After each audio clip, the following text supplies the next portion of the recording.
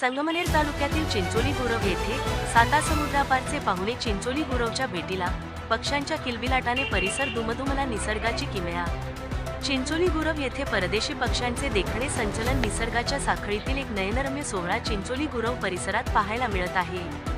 सातासमुद्रापारहून उडून आलेले परदेशी पाहुणे सध्या चिंचोलीच्या जलाशयावर आहे. सायबेरिया, मध्य आशिया आणि युरोपमधून फ्लेमिंगो यांसारखे पक्षी मोठ्या संख्येने दाखल झाले आहेत. चिंचोली गुरव येथील पोषक वातावरण आणि अन्नाची उपलब्धता यामुळे दरवर्षी हे पक्षी येथे येतात. या पक्ष्यांमुळे परिसराच्या सौंदर्यात मोठी भर पडली आहे. फ्लेमिंगो किंवा रोजी पास्टर सारखे स्थलांतरित पक्षी थवे जेव्हा एकत्र उडतात तेव्हा ते खरोखरच एखाद्या नृत्यासारखे वाटते.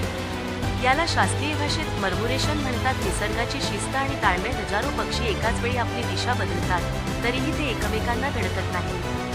एकत्र येऊन उडण्यामागे काही महत्त्वाची कारणे असतात. शिकारी पक्ष्यांपासून स्वतःचा बचाव करण्यासाठी ते मोठा थवा तयार करतात. हिवाळ्यात हे परदेशी पाहुणे फ्लेमिंगो चिंचोली गुरवला येतात. संध्याकाळच्या केशरी आकाशात त्यांचे थवे पाहणे हा एक अविस्मरणीय अनुभव असतो.